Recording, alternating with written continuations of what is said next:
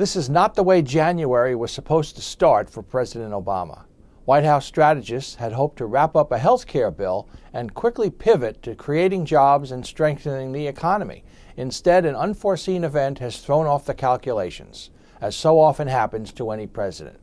This time it was the attempted bombing of a jetliner on Christmas by Nigerian suspect Omar Farouk Abdul Muttalib, who managed to board the plane with explosives hidden in his underwear.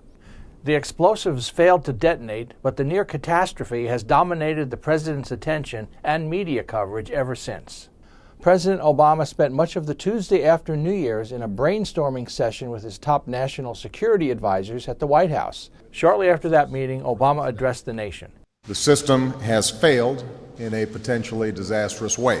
He acknowledged that mistakes were made in allowing the security breach. He also promised more details in a declassified report. 2 days later, the president made good on that promise. He outlined what he called both human and systemic failures. I am less interested in passing out blame than I am in learning from and correcting these mistakes to make us safer. For ultimately, the buck stops with me.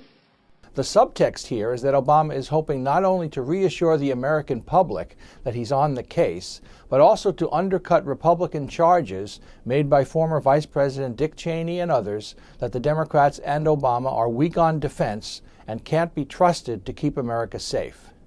Obama's defenders deny all this. They say the president has recognized that the nation is indeed in a war with terrorists, and they say he's being very aggressive in devising ways to combat the threat. Will it be enough? The Republicans say no, and the Democrats say it's a good start.